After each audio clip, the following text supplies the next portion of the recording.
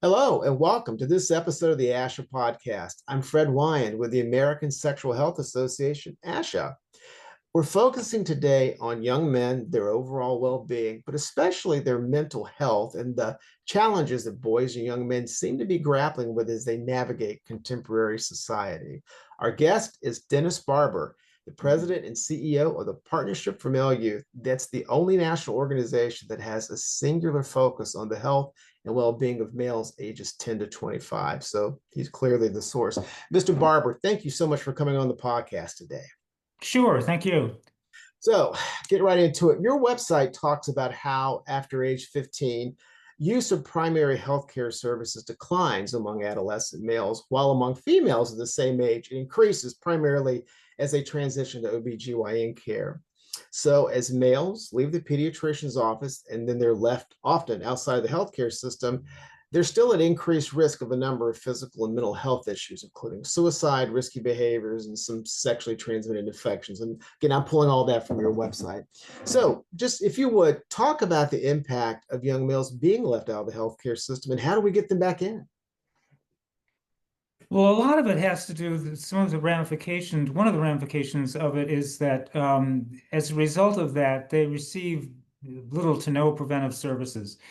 And that is the cause of, I like to say that they stop seeing a clinician in their mid-teens and they don't show up again until they're in their 40s and they have a heart attack or something.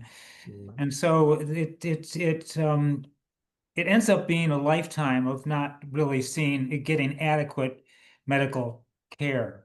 There are a whole range of reasons for that, not the least of which is there are few providers that actually do engage with young males.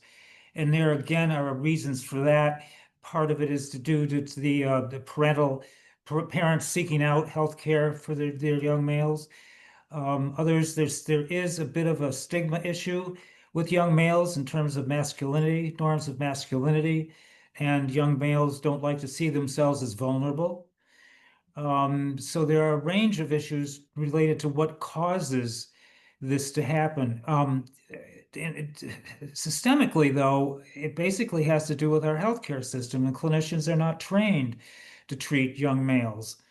And so that's a big part of it. We'd like to say that there's a continuum here that we're working on. First of all, is raising awareness among clinicians, parents and the general public, but also if just talking about clinicians for the moment, raising awareness with clinicians about the needs of young males and vis-a-vis their health care.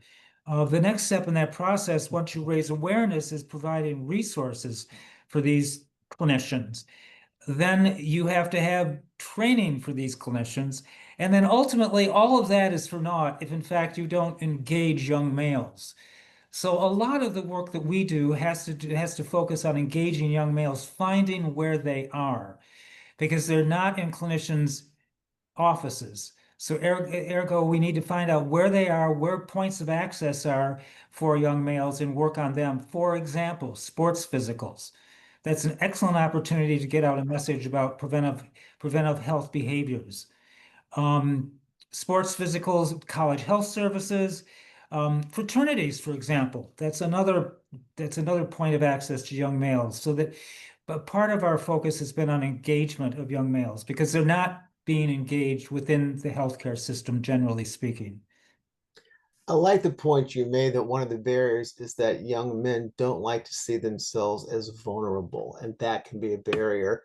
And I never thought about that, but that does make perfect sense. Somehow we need to maybe normalize among young men the idea of seeking healthcare. Maybe this is a normal thing that's good to do and that everybody should be doing. I'm glad you brought that up. Um, you mentioned a lot there about the value of preventive care. And we know that among STIs, sexually transmitted infections, a big part of preventive care is testing so that you can, because so many STIs don't have symptoms.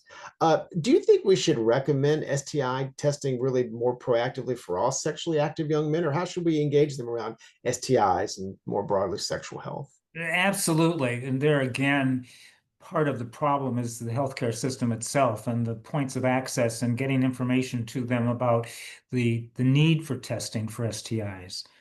That's a big issue. I keep coming back to that, we have to figure out how to get to these guys, even if we're providing the services. But in fact, in terms of STIs, there is a need for greater screening because the fact of the matter is young males are not screened at the same rate that young females are.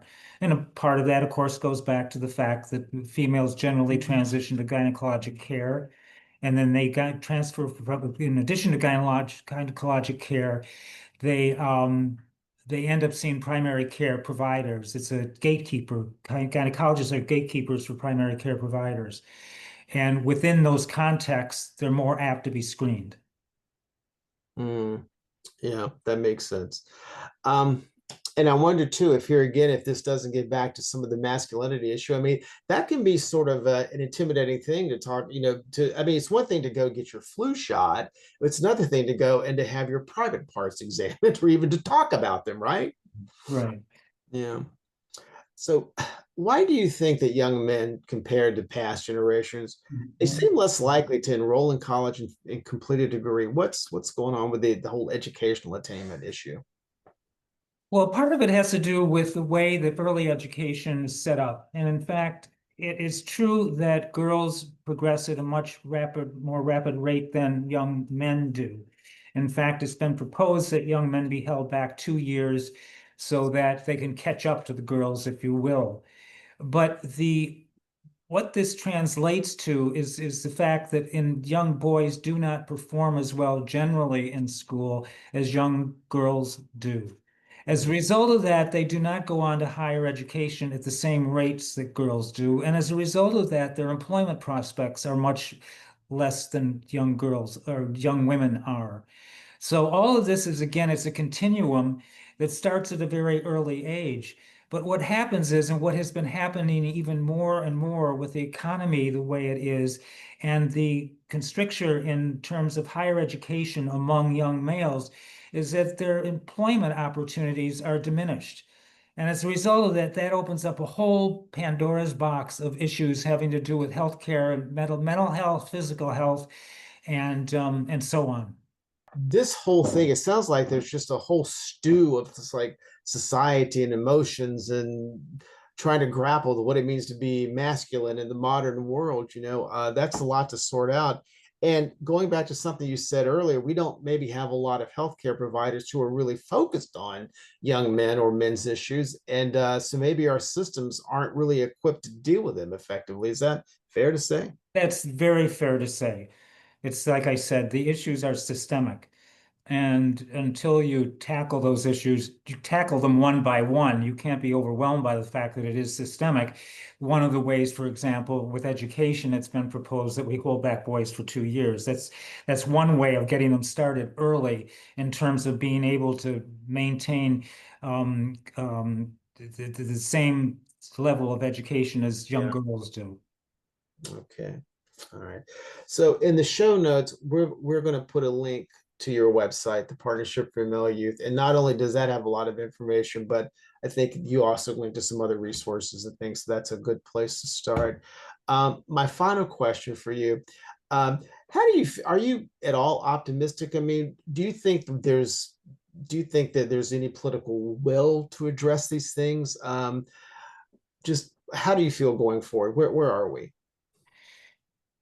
Well, in recent years, I would say, particularly in the last 5 years, and part of this is because of the development of the manosphere, if you will, there's been increasing attention given to the plight, if you will, of young men. The fact that they're dropping out of the system, they're not engaging in education, they don't have the employment opportunities, and so on. And a lot of people have begun to look at some of the causes of that, some of which I've just articulated, and addressing those one by one. Okay. So it sounds like at least there's some awareness here, and hopefully we can get some movement on these issues. It's a fascinating discussion. This is something we'll probably want to revisit as things change down the road. And so we may be seeking your insights again. But thank you so much. We've been talking with Dennis Barbour, President and CEO of the Partnership for Male Youth. Thank you again for really just sort of highlighting these issues. And we will, of course, link to your website in the show notes. Mr. Barbour, thank you again. Thank you. It's absolutely my pleasure. And thank you as well, intrepid listeners. We appreciate you for tuning in. Be sure to subscribe so you get all the latest episodes. And if you have any comments or suggestions for future episodes, email us info@ashesexualhealth.org. Bye for now.